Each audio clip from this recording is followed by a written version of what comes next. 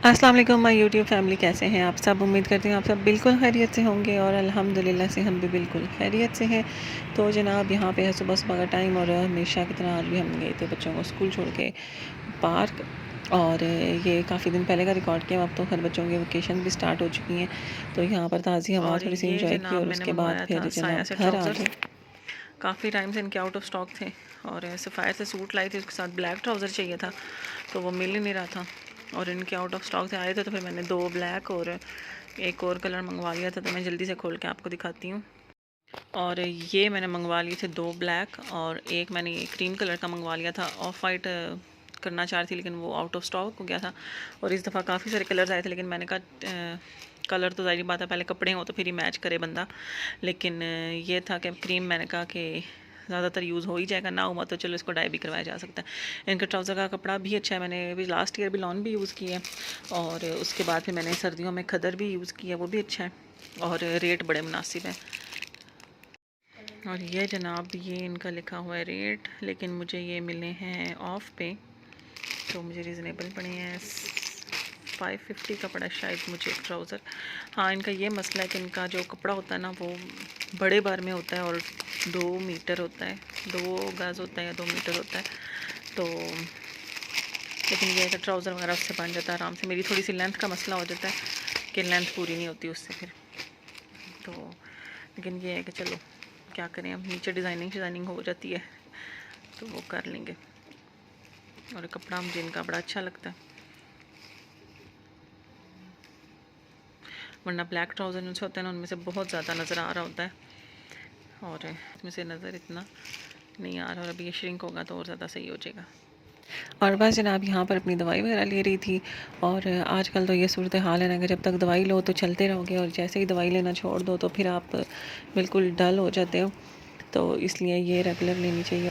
और जनाब यह है सुबह का टाइम और आज लगी हुई थी बारिश और इन दिनों में मौसम बड़ा ही अच्छा हो गया था। वापस थोड़ी थोड़ी सी ना ठंड हो गई थी और यकीन नहीं आ रहा था कि ये जून का महीना जा रहा है।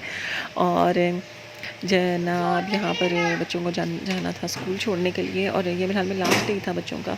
और बस निकले, बच्चों को स्कूल वगैरह ड्रॉप किया और बाकी जो घर के कोई काम होते हैं फिर वापसी पे हम लोग वो भी सारे करते रहते हैं। और बस यहाँ पर बारिश तेज़ होने की वजह से रोड्स पे भी काफ़ी पानी खड़ा हो गया था। लेकिन ये है कि रोड्स पे आजकल इतनी अफरा तफरी होती है। सुबह के टाइम हमने बच्चों को छोड़ने जाना शुरू किया तो हमने नोट किया है कि हर कोई इस चक्कर में होता है कि हम पहले निकल जाएँ, हम पहले निकल जाएँ। और इस वजह से ना ये होता है कि पूरी पूरी ट्रैफिक जैम कर देते हैं लोग गलत जाके, या किसी को रास्ता ना देकर। मैं कहती हूँ कि अगर किसी को रास्ता देंगे तो फिर ख़ुद को भी रास्ता मिल जाएगा। अगर ख़ुद घुसने की कोशिश करेंगे तो सारी बात है, गाड़ी है, कोई बंदे तो है नहीं कि टेढ़े मेढ़े होकर निकल जाए, तो फिर फंस जाते हैं और उसके बाद पीछे जो बेचारे लोग होते हैं वो मज़ीद फंस जाते हैं। तो सब्र नहीं है बिल्कुल भी हम लोगों में, थोड़ा सा तरीके के साथ चलने की बिल्कुल भी वो नहीं है। और बाइक्स वालों की तो ये हालत होती है ना कि बस जिस तरह उनके ऊपर कोई रूल लागू होता ही नहीं है, वो हर चीज़ से माफ़ है। तो जिधर दिल करेगा उधर घुस जाएंगे, कोई उनको फ़िक्र नहीं होती कि एक्सीडेंट हो सकता है, कुछ भी हो सकता है। लेकिन और फिर इस तरह से एक्सीडेंट भी होते हैं। और ख़ैर यहाँ पर बच्चों के स्कूल पहुँच गए और आज क्योंकि इनके भी गेट में पानी रुका हुआ था तो फिर गाड़ियाँ अंदर लाने की इजाज़त थी तो सब अंदर आके ही ड्रॉप कर रहे थे बच्चों को। तो यहाँ पे हमने फटाफट से बच्चों को ड्रॉप किया कि बारिश काफ़ी ज़्यादा तेज़ थी। और उसके बाद हमने जाना था एक ज़रूरी काम से, मैंने और ज़ुबैर ने आगे। और यहाँ पर जनाब अब हम निकले थे, हमने जाना था कमेटी चौक और वहाँ पर लिखवा के आना था हमने टैंकर, क्योंकि पानी बिल्कुल नहीं आता इतने दिनों से घर में। और बिल्कुल पानी के बगैर बिल्कुल गुजारा करना नामुमकिन है। तो टैंकर वालों को कॉल कर करके, पहले तो कॉल पे आ जाता था लेकिन अब वो कह रहे थे कि आप खुद यहाँ पर आएँ और लिखवाएँ। और कमेटी चौक हमारे घर से काफ़ी दूर है तो फिर हमने कहा चलो आज हिम्मत करके चले ही जाएँ। तो खैर यहाँ पर हम गए, टैंकर वगैरह लिखवाया और फिर उसके बाद हम लोग और बस जनाब यहाँ से निकले तो उसके बाद फिर ज़ुबैर का कोई काम था, वहाँ पर जाना था। ख़ैर पहले तो हमें ये जगह ही नहीं मिल रही थी, पहले हम गलत जगह पे चले गए, फिर उन्होंने कहा यहाँ पर नहीं, उधर दूसरी तरफ जाके लिखवाना पड़ेगा टैंकर। तो फिर वहाँ पर गए और इधर ही इनका भी बिल्कुल रास्ते में बिल्कुल पानी खड़ा था और बड़ी मुश्किलों से अंदर जाने का रास्ता मिला। तो खैर यहाँ पर टैंकर वगैरह लिखवाया, उसके बाद जाना था कोहाटी बाज़ार या कोई इस तरह के बाज़ार है, वहाँ पर हमने सोचा था चलो आज हम करेंगे नाश्ता। तो इधर इनकी हलवा पूरी की काफ़ी तारीफ़ सुनी थी तो हमने कहा चलो आज खा के देखते हैं कैसी है।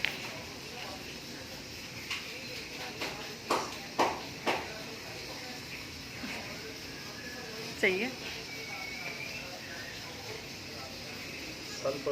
और ताज़ी ताज़ी ना हलवा पूड़ी का अपना ही एक मज़ा होता है। घर ला के ना पूड़ियों में वो बात नहीं रहती जो वहाँ पे बैठ के खाने की होती है। और पूड़ियाँ मुझे बहुत पसंद आई, बिल्कुल खस्ता और पतली पतली सी थी और किनारे पे बिल्कुल बारीक थे। वरना पहले मैं जहाँ से हम खाते हैं वहाँ पे किनारे तो बहुत मोटे होते हैं और कच्चे कच्चे लग रहे होते हैं। और ये चने भी मुझे मज़े के लगे। बिल्कुल ही देसी सा टेस्ट था। कोई फैंसी टेस्ट नहीं था लेकिन मज़े के लग रहे थे मुझे बहुत ज़्यादा। और हलवा भी अच्छा था लेकिन हलवा बेइंतहा मीठा था। और मज़ा आया नाश्ता करने का। और सदीक हलवा पूड़ी कश्मीरी बाज़ार। अब ये सदीक वाले थे या नहीं थे ये मुझे नहीं पता क्योंकि इनका ऊपर नाम वगैरह नहीं लिखा हुआ था। लेकिन जो सदीक जहाँ पे लिखा हुआ था हलवा पूड़ी उन्होंने हमें यहीं पे भेजा था कि हमारी हलवा पूड़ी यहाँ पर है। और उसके बाद जनाब घर आए तो आज मैंने करना था फ्रिज साफ़ और मैंने पूरे बर्तन वगैरह धोए क्योंकि पानी का टैंकर भी हमारे पीछे पीछे पहुँच गया था। तो आया तो मैंने फिर फ्रिज भी साफ़ किया, बर्तन वगैरह साफ़ करके किचन पूरा क्लीन कर लिया। और यहाँ पर बस मैंने कहा चलो जल्दी जल्दी से फ्रिज का सामान वगैरह अरेंज करूँ और वापस रखूँ क्योंकि गोश्त वगैरह था। मैंने कहा ख़राब ना हो जाए और कुछ भी फ्रोज़न आइटम वगैरह थी वो फिर डिफ्रोस्ट हो जाए तो फिर उनका वो बात नहीं रहती।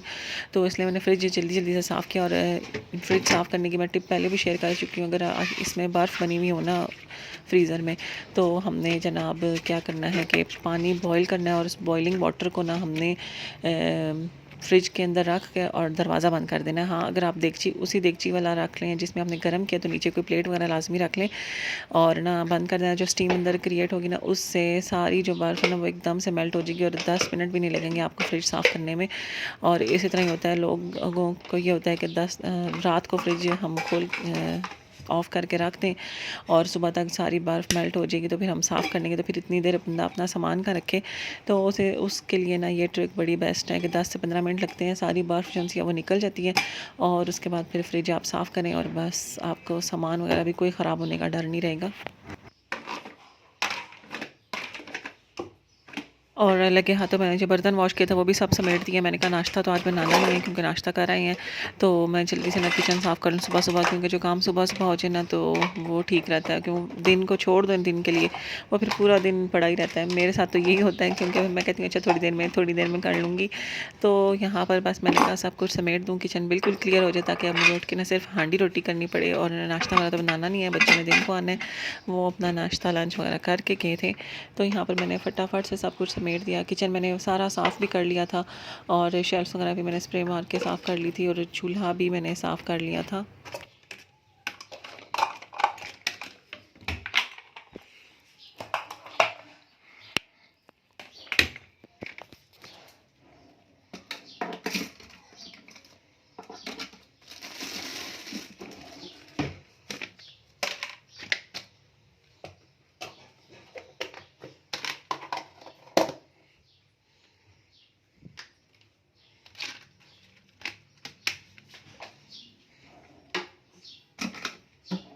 और किचन का काम ख़त्म किया तो मैंने कहा चलो मशीन भी लगा लूँ क्योंकि कपड़े भी धोने वाले इकट्ठे हुए थे।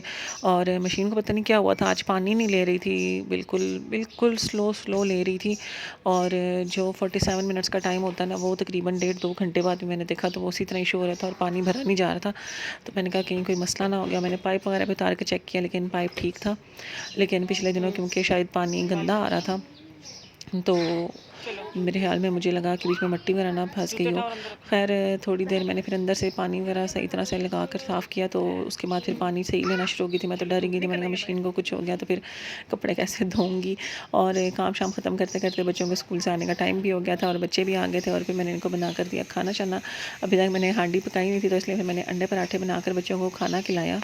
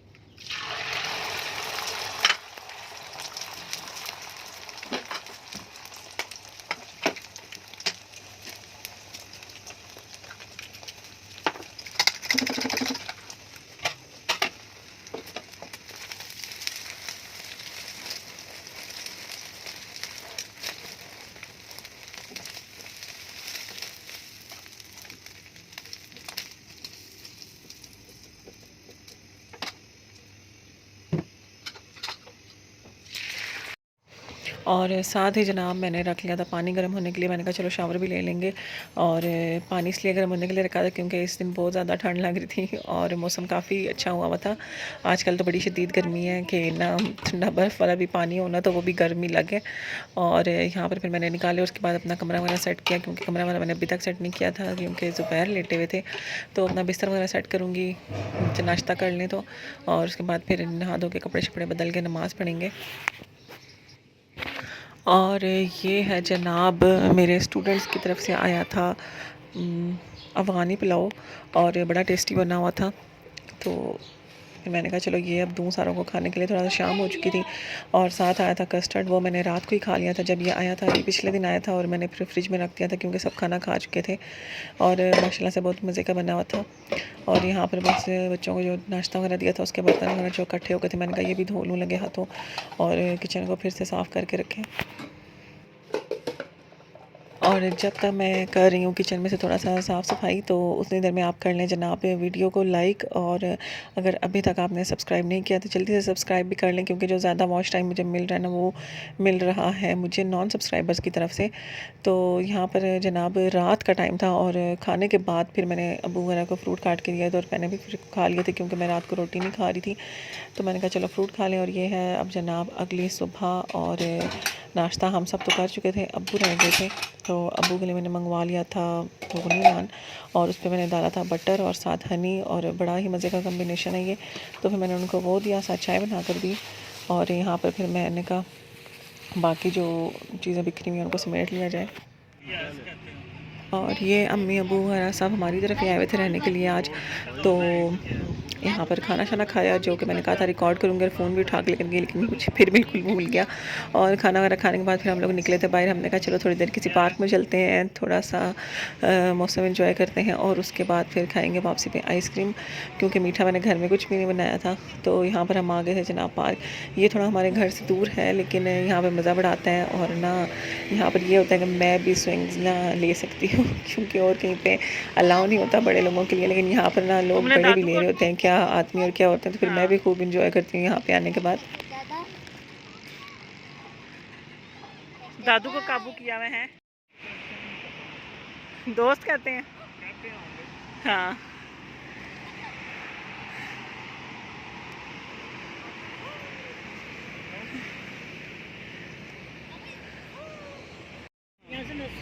मैं नहीं करती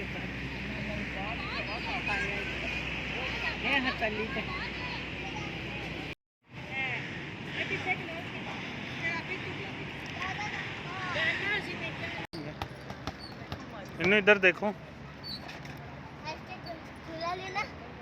गंदा फिल्टर लगाया हुआ है ना बाबा, है ना, उतर गया। अच्छा और यहाँ पर जनाब पार्क से वापसी पे हम लोग आ गए थे फिर आइसक्रीम खाने। और काफ़ी इनकी तारीफ़ सुनी थी लेकिन अभी तक हमने ट्राई नहीं की थी, तो हमने कहा चलो आज इनके ट्राई करते हैं। और मुझे तो मज़े की लगी, रेट्स भी ठीक है इनके, रिजनेबल हैं, और क्वालिटी भी बहुत अच्छी लगी है मुझे आइसक्रीम की। वैसे मुझे फेवरेट चॉकलेट फ्लेवर है लेकिन मुझे इनका वनीला भी बहुत मज़े का लगा था। बिल्कुल ही माइल्ड सा फ्लेवर था, मज़ेदार सा। और जनाब इसके साथ ही आज का व्लॉग भी एंड करूँगी। उम्मीद करती हूँ आप लोगों ने एंजॉय किया होगा। मुझे दीजिए इजाज़त, अल्लाह हाफ़िज़।